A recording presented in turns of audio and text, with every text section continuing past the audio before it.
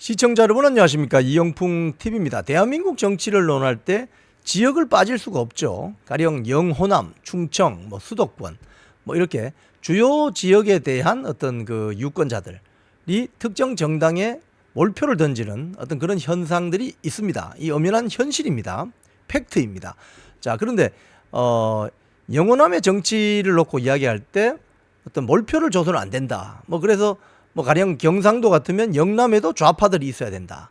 또 호남 같으면 호남에도 우파가 있어야 된다. 이런 이야기들이 많이 오고 가고 하죠. 근데 지금 최근에 언론 보도를 보면 이 박지원 씨가, 박지원 민주당 그 의원 있잖아요. 목포가 지역구 같은데요. 박지원 씨가 조국 혁신당 조국 대표에 대해서 반박을 하면서 이런 이야기를 했습니다. 호남은 고인물 썩는 곳이 아니다. 이재명이 대통령 되도록 단결해야 된다. 이런 이야기 했습니다. 이게 무슨 소리냐? 조국 당대표 조국 씨가 며칠 전에 이런 이야기를 했어요. 오는 10월 달 재보궐선거에서 후보를 내고 야당들 특히 민주당과 경쟁도 하고 협력도 하겠다. 호남에서 치열하게 경쟁하겠다라고 하면서 고인물은 썩는다. 이런 표현을 했거든요. 그래서 조국 대표가 이야기하는 것이 조국 혁신당이 없었으면 이 조국 혁신당 후보가 지역에서 당선되면 윤석열 정권에 좋은 일인가? 아니면 혁신당이 커지면 윤석열 정권의 고개를 숙이고 타협할까? 그렇지 않다. 그런데 문제는 호남은 사실상 민주당 일당 독점 상태다. 이렇게 이야기하면서 조국당이 단체장을 배출하거나 지방의회에 들어가면 지방정치가 혁신되고 지방정부와 지방의회 사이에 생산적인 긴장이 만들어질 것이다. 이렇게 주장을 했어요. 그러면서 조국당하고 민주당의 최종적 목표는 같다. 윤석열 정권의 조기 종식, 탄핵시키자는 이야기죠. 국민의힘의 재집권 저지.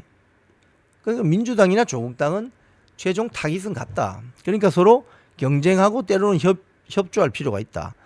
그 목표를 달성할 현실적 방법은 오로지 경쟁과 협력이다. 이렇게 주장을 했기 때문에 박지원 민주당 의원이 여기에 대해서 호남은 고인물이 썩는 곳이 아니다. 이재명이 대통령 되도록 총단결해야 된다. 이런 이야기를 한 거죠. 자, 그런데 박지원 의원이 이제 이 조국 당대표의 발언에 대해서 자신의 페이스북에 뭐라고 썼냐면요. 이렇게 썼습니다.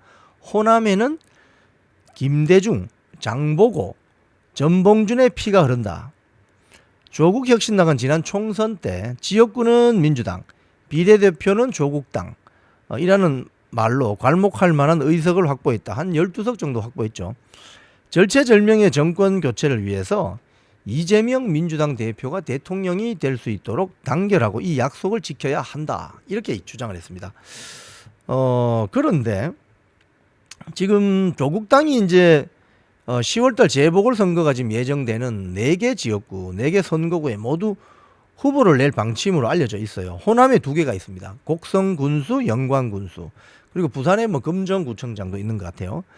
그런데 이제 박지원 의원 말은 정권 교체 후 총선부터 경쟁 구도나 혹은 또 다른 방법도 모색해야 한다라면서 윤석열 정권 독주를 목전에 앞두고 10월 재보궐선거, 지방 재보선부터 경쟁 구도로 가게 되면 진보 세력이 분화한다, 분리된다 이런 말이겠죠. 그래서 지금은 경쟁이 아니라 단결해서 정권 교체에 매진할 때다. 그것도 단결하면 승리한다. 이런 이야기를 지금 했어요. 그러니까 이게 지금 같은 좌파 계열 정당인데도 조국당의 조국, 민주당의 박지원이 보는 호남 지역의 어떤 선거 구도는 서로 다르게 보고 있는 거죠. 그런데 이제 문제는 이제 이 호남 지역에 조국당도 호남 지역에서 표가 많이 나온 것으로 보이는데 이와 관련해서 재미있는 글이 있습니다. 뉴데일리에 이양승이라는 군산대 무역학과 교수님이 쓴 글이 있어요. 이 글을 읽어보면 이 호남이라는 어떤 지역구, 호남이라는 곳의 유권자들의 민심을 기존 기성 정치인들이 어떻게 가지고 노느냐, 여기에 대해서 군산대 이양승 무역학과 교수님이 쓰신 글이 있어서 이걸 제가 소개시켜드리면서 약간 논평을 드리려고자 합니다. 이 제목이 이렇습니다. 민주당 지도부는 경상도 일색 지도부, 전라도는 그저 들러리, 영남 좌파가 민주당 잡아먹었다. 뭐 이런 내용입니다. 제목이 이렇습니다. 왜냐하니까 부제로 이렇게 됐습니다. 전라도는 그저 뻐꾸기 둥지에 불과하다. 왜? 지도부가 전부 경상도 출신이다. 이런 이야기입니다. 자, 이재명 경북 안동, 김민석 경남 사천, 전현희 경남 통영, 김병주 경북 예천, 이현주 부산, 노무현 경남 김해, 문재인 경남 양산, 조국 부산, 유시민 경북 경주, 김어준 경남 진해 등등 DJ가 만든 둥지에 쉽게 이야기하면 뻐꾸기 알을 놓고 여기서 기존에 있던 DJ 계열 호남 정치인들을 밖으로 내보냈다. 뭐 이런 말입니다. 대표적인 게 이낙연이다. 뭐 이런 식이거든요. 이 내용을 보면 상당히 시사하는 바가 좀 있습니다.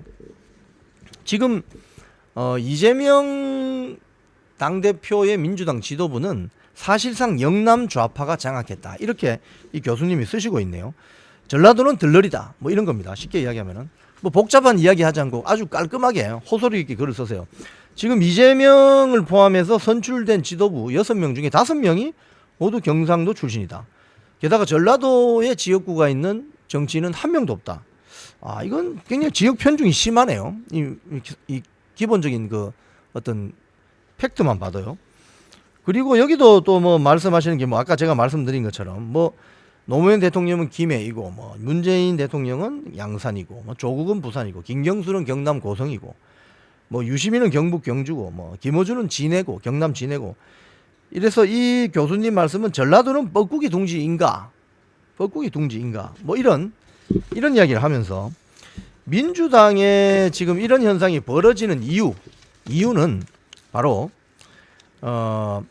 민주당 유권자 그러니까 호남의 유권자들이 민주당에 아주 표를 몰아서 주고 있는데 이 역설적이게도 더 이상 호남 출신 대선 후보가 나오지 않는 건 정말 역설적이다 이렇게 이야기하는 거죠. 그러니까 문재인, 노무현 다 부산 경남 출신이잖아요.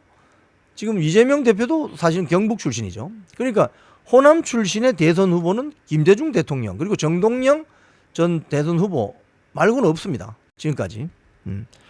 그래서 한때 그 이낙연 대세론까지 있었는데 개딸들의 집중 견제를 받고 민주당 둥지에서 떠밀려 나갔다.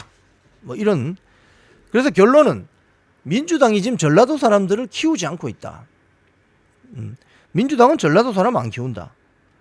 둥지를 이분은 이렇게 표현합니다. 둥지를 소매치기 한 뻐꾸기들의 명심보감. 문재인을 위해 정동영을 깨버렸고 이재명을 위해 이낙연을 깨버렸다. 전라도가 발전하지 못하는 직접적인 이유다. 피땀 흘려 만든 둥지의 주인은 바로 뻐꾸기가 되어버렸다. 뭐 이런 이야기를 지금 하고 특히 이 과정에서 전라북도와 전라남도의 묘한 감정의 어떤 골이 있는데 전라도 소외, 호남 소외를 이야기하지만 실상은 전라북도 소외다. 뭐 이분이 군산대 교수님이라서 그런지 모르겠는데 전라북도 소외가 문제이고 광주 전남은 페이스메이커만 한다. 이제 호남 지역에서 인구가 광주 전남이 많잖아요. 전라북도보다는. 그래서 이 광주 전남이 페이스메이커 역할을 하고 전라북도는 소외되고 있다. 그래서 호남 소외가 아니라 사실은 전라북도 소외다. 그 뻐꾸기들이 점유한 그 민주당 둥지, 그 둥지는 여전히 전라도민들의 것이다. 이렇게 글을 맺고 있습니다. 이분의 글은 사실 이 호남 지역에 살고 계시는 분이기 때문에 상당히 그 지역의 어떤 정서와 어떤 예민한 그런 부분들을 잘 반영하고 있는 것 같습니다. 하여튼 이번 민주당 지도부에 대거 영남 출신들이 들어간 것은 어떻게 보면 영남 좌파들이 민주당 지도부를 장악했나? 이런 어떤 오해를 살 수 있는 그런 부분이기도 합니다. 그래서 앞으로 민주당이 어떤 모습을 보일지 특히 10월 중순 이재명 당대표의 사법 리스크가 본격화되면 지도부가 또 어떻게 분화할지 이 부분을 한번 살펴봐야 될 내용인 것 같습니다. 지금까지 이영풍TV였습니다.